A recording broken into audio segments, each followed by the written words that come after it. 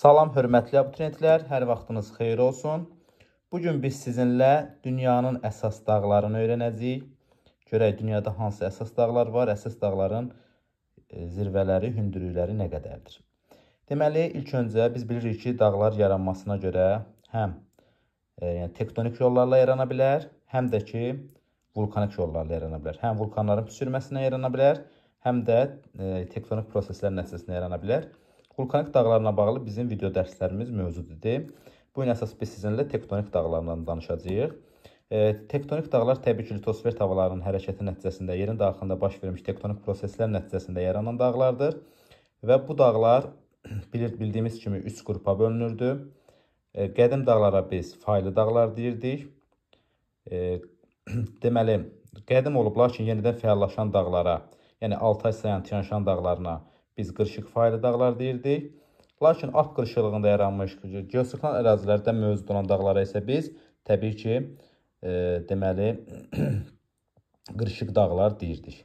Hündürlüyünə görə isə biz dağları 3 qrupa bölürdük. 200 metrdən 1000 metrə qədər olan dağlar alçaq dağlar idi. 1000 metrdən 200 metrə qədər olan dağlar orta yüksəklikli dağlar idi. Lakin 2000 metrdən yüksək olan dağlar isə təbii ki, 2000 metrdən daha hündür olan dağlar idi. İndi gəlin biz dünyanın əsas dağlarına baxsaq, Afrika materikindən ilk öncə başlasaq, burada Alp-Himalay qurşağına aid olan, deməli, alp qırışıqlığı zamanı yaranan dağlardan biri olan Atlas dağları nümunə göstərə bilərik. Atlas dağları cavan dağlardır və Atlas dağlarının ən hündür zirvəsi təbii ki, topikal zirvəsidir. Hündürlüyü 4165 metrdir. Afrika və Avrasiya litosfer havalarının toqquşması nəticəsində yaranmış cavan dağlara aiddir. Afrikada mövcud olan digər dağlara biz Əjdaha və Kap dağları nümunə göstərə bilərik. Həm Əjdaha dağları, həm də Kap dağları hər ikisi deməli qədim dağlara aiddir. Hər ikisi Kaledon Hertsin qırışıqlığında yaranmışdır və qədim dağlardır. Deməli, Əjdaha dağlarının ən hündür zirvəsi Tahabana yüksəkliyi olacaq, 3482 metr. Kap dağlarının isə ən hündür zirvəsi isə Kompasberg olacaq. Onun da ən hündür zirvəsi 2502 metr olacaqdır. Daha sonra biz Şimali Amerikada yerləşən dağlara diqqət yetirsək, biz bilirik ki, Şimali Amerikanın qərbində 7000 kilometr məsafədə uzanan Kordilyer dağları yerləşir. Deməli, Kordilyer dağları əsasən deməli, şərq hissəsi Mezozoy erasının Kimmer qırışıqlığına, yəni əsasən qayalı dağlar hissəsi Mezozoy erasına yaranmışdır, Kimmer qırışıqlığına aiddir. Lakin qərb hissəsi isə Sakit Okean və Şimali Amerika litosfer havalarının toqquşması nəticəsində deməli, yaranır və alp qırışıqlığına aiddir, cavan dağlar hesab olunur. Və Şimali Amerikanın ən hündür zirvəsi McKinley və yaxud da Denali zirvəsi hesab olunur. Hündürlüyü 6194 metrdir. Deməli, Şimali Amerikada ikinci bir dağ Appalas dağlarıdır. Materikin şərqində yerləşir. Bu dağlar qədim dağlardır. Kaledon Hertsin qırışıqlığında yaranmış dağlardan hesab olunur. Qədim dağlardır, yəni faylı dağlardır. Ən hündür zirvəsi Mitzel zirvəsidir və hündürlüyü 2037 metrdir. Cənubi Amerikada dünyanın ən uzun dağ sistemi olan Ant dağları yerləşir və Ant dağlarının deməli, təqribən 9000 kilometr uzunluqda uzanır və Ant dağlarının belə də yaranmasına səbəb burada Nazca okean tipli litosfer havası ilə Cənubi Amerika materik tipli litosfer havalarının toqquşması olmuşdur. Ona görə də bu dağlar cavan dağlardır, alp qırışıqlığında yaranmışdır və ən hündür zirvəsi isə Aconcagua zirvəsidir. Hündürlüyü təqribən 6960 metrdir. Avstraliyanın dağlarına gəldikdə isə Avstraliya materikinin şərqində böyük su ayrıcı dağları yerləşir. Bu dağlar da qədim dağlardır.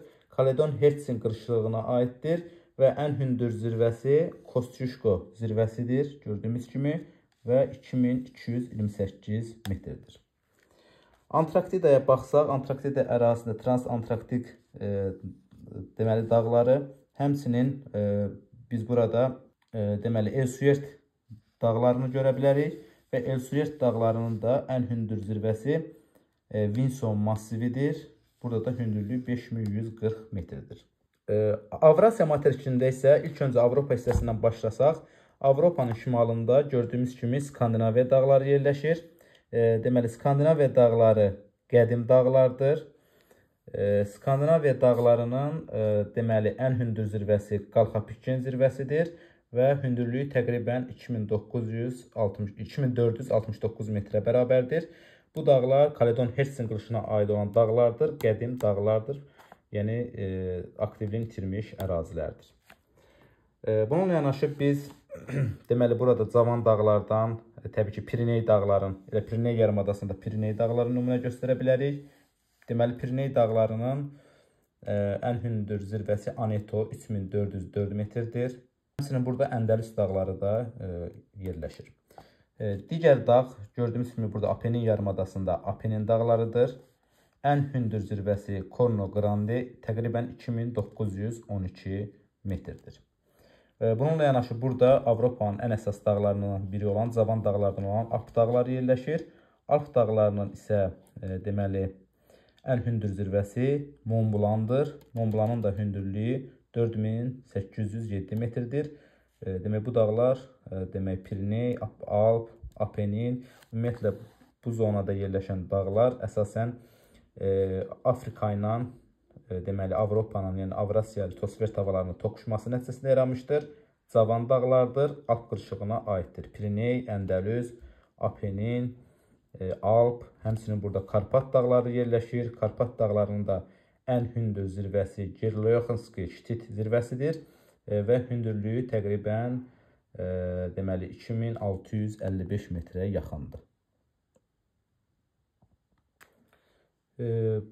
Daha sonra biz Balkan dağları nümunə göstərə bilərik. Türkiyədə Pont və Tavr dağları nümunə göstərə bilərik. Deməli, İran ərazisində Kopet dağ və Zagros dağları, Elburz dağları nümunə göstərə bilərik. Deməli, burada gördüyünüz kimi Qafqaz dağları, Qafqaz dağlarının ən hündür zirvəsi Elburz zirvəsidir, 5642 metrdir. Yəni, daha sonra Azərbaycanda Talış dağlarıdır. Ən hündür zirvəsi 2493 metr olan Kömürköy zirvəsidir. Bu dağlarda təbii ki, Alp-Himalay zonasına aid olan cavan dağlara aiddir. Bununla yanaşı biz burada Alp-Himalay qurşağına aid olan digər bir dağımız Himalay dağlarıdır. Himalay dağları deməli burada cavan dağlardır, Alp qırışığında yaranmışdır və ən hündür zirvəsi Comolungma və yaxud da Everestdir. Hündürlüyü deməli 8848 metrdir. Daha sonra biz Çin ərazisində Qaraqorum dağlarından danışa bilərik. Qaraqorum dağlarının ən hündür zirvəsi Çogoridir və bunun da hündürlüyü təqribən 8611 metrdir. Bu dağlarda təbii ki, cavan dağlar hesab edilir. Digər hündür dağlardan biri Kunlun dağlarıdır. Kunlun dağları da əsasən Mezozoy erasında yaranmış deməli, dağlara aiddir. Və Kunlun dağlarında ən hündür zirvəsi Uluqmuz dağıdır. Təqribən hündürlüyü 7723 metrdir. Digər burada cavan dağlardan biri Pamir dağlarıdır. Pamir dağları da demək Alp qırışlığına aiddir və ən hündür zirvəsi Kongor zirvəsidir. Təqribən 7719 metr. Digər dağ, biz burada Hindukuş dağları haqqında danışa bilərik. Hindukuş dağları da cavan dağlardır, Alp qırışlığına aiddir. Ən hündür zirvəsi Triçmir zirvəsidir, 7708 metrdən ibarətdir. Bununla yanaşı biz qırışıq faylı dağlardan olan Tianshan dağlarından danışa bilərik.